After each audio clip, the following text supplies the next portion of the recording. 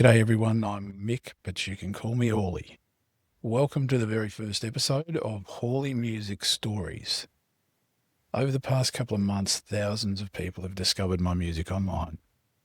But today I thought I'd tell you the story behind the songs. Because if you'd have met me just a few months ago and asked me if I was a songwriter, I would have laughed and said, hell no, I'm not a songwriter. When I was a young lad, I enjoyed writing poetry. I spent a lot of time alone as a boy, only child with a working single mum. So I kept my mind busy, sometimes in fantasy, sometimes writing poetry. Then life happened, work, friends, girlfriends, family, children, and the poems were kind of forgotten. I guess I never really lost the passion for writing. It was the time, there just wasn't enough of it. Over the years, I met some special people and I still manage to put pen to paper every now and then to immortalise those feelings for myself. My latest partner saw something I had written for her and she really liked it. So she encouraged me to record it. And I had no idea how to go about that. I have no friends in the music industry, so no one I could really turn to for information. But here's the funny thing. At the time, I was working on a podcast series with my partner, and I was trying to come up with some intro, outro music for our podcast to make it sound a little bit flashier. And I was working with ChatGPT as a research partner at the time and happened to ask what now seems like a really silly question. But at the time, I honestly had no idea. I happened to ask GPT if Suno could record a song. And GPT informed me that that was actually exactly what Suno did. So, knowing nothing about AI production methods, I simply pasted my song lyrics straight into Suno and hit the button. And what came back was completely unexpected. It wasn't how I imagined my song to sound, and I didn't really like it. But I heard my song come to life, and that hit me harder than I ever thought it would. When I heard that song for the first time, something happened. There was a what if moment. And I started to ask GPT questions about Suno and generating music. GPT explained something to me that at the time was so complex, I really didn't understand. But I managed to grasp the simple concept. Essentially, tell Suno how you want your song to sound and give the AI some direction. So I tried again with some really simple prompts like female vocalist, soft melody, acoustic guitar, which at the time was just about the only bloody musical language I knew. The second generation was much better than the first.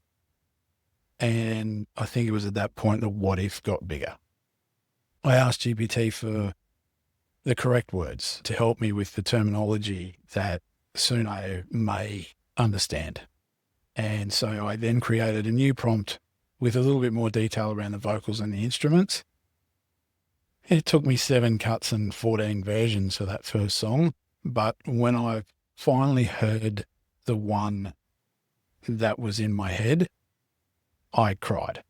It's amazing to write poetry, to read poetry, but I never really understood the difference between reading it as written word and hearing it come to life with vocals and an instrumental backing track. It takes the words from the page and creates a moment. It brings something to life. It's almost like reading a storybook and then watching that become a motion picture. The book was awesome on its own, but the movie just adds another dimension. To see and hear something that you've written suddenly come to life touched me in a way that I never expected it would. The emotion was real, but I don't think it was just hearing the song. I think it was the realization at that point that I just achieved something that I never thought I would. I never thought in my lifetime would I ever hear one of my songs actually sung.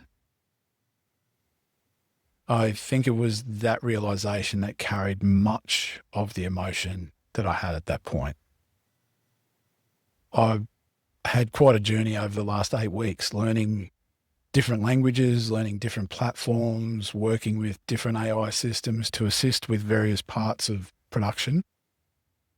And I'm not sure even now that I would call myself a songwriter. There's people who have been doing this all their lives. But I have stories to tell, and I feel that I'm very, very fortunate to be able to do that through a medium like music. I had the songs recorded and I was sharing them with my partner, but she wanted to be able to listen to them without having to go and look for them all the time. So, already having a Spotify podcast, I went hunting for the process to get a song added to Spotify. During that, I found DistroKid, who's now my distribution partner, and I was able to get a few early songs published to Spotify for her. Then I had a friend of mine who I was having a bit of a chat with and said I'd started doing this, and I sent him one of my country songs, and he was a massive YouTube fan. And he said to me, dude, you need a YouTube channel so I can have a listen. So I started a YouTube channel and started uploading the songs that I'd recorded to my personal YouTube channel for friends and family. And I was uploading a new song to my YouTube channel one day, and my 14-year-old son said to me, hey, Dad, you have 37 subscribers. I didn't even know what he meant at the time. Then he showed me the detail screen for the YouTube channel and said, see, 37 subs and 600 views. It was at this point, I think I realized that it was more than my mum and her friends listening to my songs. And what I can truly say to anyone that has a dream, a passion, or a little flame that's just burning away inside them, never say you can't, because you might be very surprised by what you can do. If you want to write a song, do it. If you want to sing a song, do it. If you want to learn a musical instrument, do it. You're never too old to try something you love. And who knows, you might surprise yourself. That's probably enough from me for episode 1. I am really excited to bring you some of the stories behind the songs, where they come from, the history, how we got there. And hopefully you'll find it as interesting as I have to produce them. So thanks for joining me on the very first episode of Hally Music Stories.